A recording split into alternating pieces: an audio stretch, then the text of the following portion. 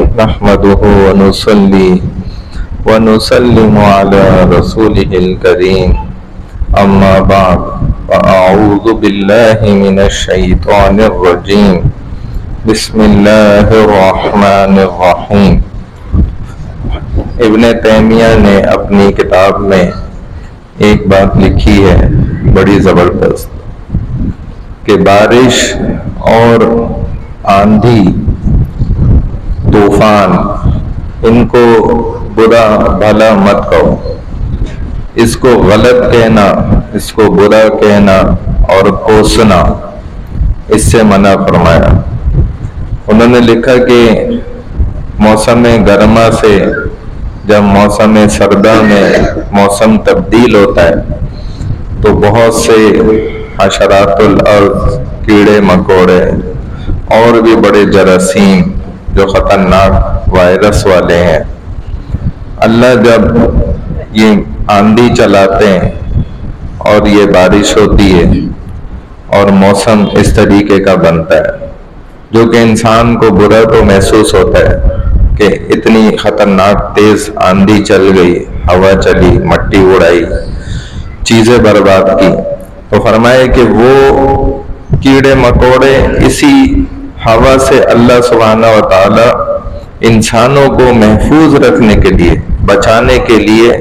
اس ہوا کو تیز چلاتے ہیں۔ اور خود ایک اللہ والے کا واقعہ ہے، فرماتے ایک دفعہ ایسی تیز آندھی چلی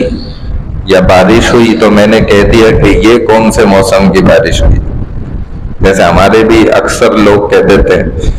کہ بھائی یہ تو کوئی موسم ہی نہیں تھا، یہ کیسے بے موسم کی بارش ہو رہی ہے۔ جیسے کسی کے انتقال کر اوپر کسی کی اولاد مر گئی تو وہ گھر والے بھی کہتے ہیں کہ یہ کیسے مر گیا، تو جوان تھا، اس کی کیا عمر تھی، اس کو اللہ نے کیوں مار دیا۔ تو ان اللہ والے نے نا ایسے ہی الفاظ نکل گئے منہ سے کہ یہ بے موسم کی بارش کیسے ہو گئی، یہ آندھی کیسے چل گئی۔ تو فرماتے ہیں ان کا انتقال ہو گیا، پھر کسی نیک شخص کے خواب میں آئے تو انہوں نے پوچھا حضرت آپ کا کیا معاملہ رہا، آپ تو اتنے اللہ والے تھے، اتنے نیک تھے، تو آپ کا تو اللہ نے بڑا درجات دیے ہوں گے آپ کو۔ تو فرمانے لگے ارے بھائی میں تو یہ لفظ کہہ کر نہ پھنس گیا، اب اللہ روز مجھے بلاتے ہیں اپنے پاس اور کہتے ہیں اچھا یہ بتاؤ صحیح موسم کی بارش کب ہوتی ہے۔ یہ سوال تو صحیح ہے اللہ کا، رب خود پوچھ رہے ہیں نا اب کہ تم ہی بتا دو کہ وہ کون سا وقت ہوتا ہے جس میں آندھی چلنی چاہیے، جس میں بارش ہونی چاہیے، جس میں سیلاب آنا چاہیے، تم مجھے وقت بتا دو۔ پھر روز کہتے ہیں کہ اللہ مجھے بلاتے ہیں اور یہی پوچھتے ہیں میں کیا جواب دے سکتا ہوں، میں نے یہ غلط بات کری۔ وہ اللہ والے ہو کر اور ہم عام انسان ہو کر اگر یہ بات کریں، بہرحال یہ زبان کو جو ہے نا بہت زیادہ روکنے کی ضرورت ہے۔ اکثر لوگوں کو یہ دیکھا جاتا ہے کہ وہ یوں کہتے ہیں کہ یار یہ کتنی بارش ہو گئی، اتنی بارش کی کیا ضرورت تھی۔ اچھا وہ عمل نہیں کرتے جو اللہ کے رسول صلی اللہ علیہ وسلم نے کیا، کہ حضرت عائشہ رضی اللہ تعالیٰ عنہ فرماتی ہیں کہ جب بارش کا موسم بننے لگتا تھا تو اللہ کے رسول کا چہرہ بھی نا بدلنے لگ جاتا تھا، اور جب آپ گھر کے اندر باہر بار بار چکر لگاتے تھے اور جب بارش ہو جاتی تھی تو آپ خوش ہوتے تھے، آپ دعا پڑھتے تھے، اور اگر بارش مسلسل ہوتی رہتی تھی نہیں رکتی تھی تو آپ پھر دعا پڑھتے تھے کہ اللہ اس کو مطلب اب روک دے، ہمارے لیے کافی ہو گیا۔ اگر پھر بھی نہیں رکتی تھی تو پھر مزید دعائیں ہیں وہ پڑھتے تھے، اور اگر بارش بالکل نہیں ہوتی تھی اور ضرورت ہوتی تھی تو اس کے لیے آپ 2 رکعت نفل بھی، نماز استسقاء اس کو کہا جاتا ہے، وہ بھی پڑھتے تھے۔ تو ہر چیز کا عمل جو ہے نا رسول اللہ صلی اللہ علیہ وسلم سے ثابت ہے، وہ ہمیں کرنا چاہیے۔ کبھی آپ نے یہ نہیں کہا کہ اللہ تو نے یہ بارش کیوں کر دی، یا اللہ یہ آندھی کیوں چلا دی، کیونکہ ہماری سوچ وہاں جا ہی نہیں سکتی جو اللہ کا نظام ہے۔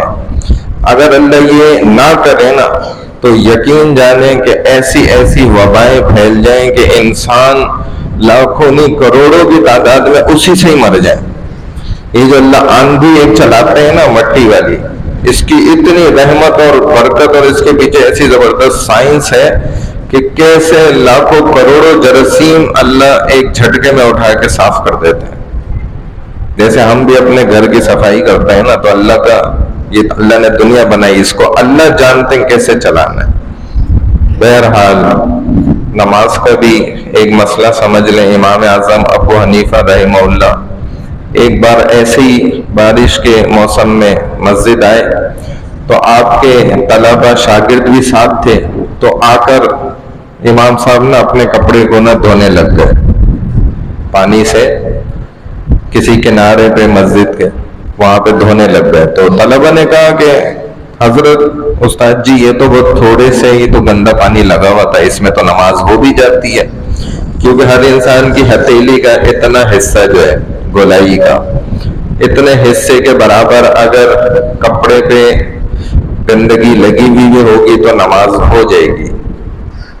یہ شرعی مسئلہ ہے. تو طلبہ نے یہی دیکھ کے کہا کہ حضرت اس سے تو کم ہی تھا، اس میں تو نماز ہو جاتی. تو امام صاحب نے فرمایا کہ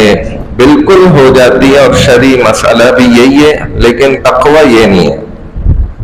تقوی یہی ہے کہ میں پورا صاف کر کر ہی نماز پڑھوں گا. بہرحال اللہ تعالی ہمیں بھی شرعی مسائل سمجھ کر اس پر عمل کر کے زندگی گزارنے کی توفیق عطا فرمائے. سبحان اللہ و بحمدہ، سبحانک اللہم و بحمدک، نشہد ان لا الہ الا انت، نستغفرک و نتوب الیک، برحمتک یا ارحم الراحمین.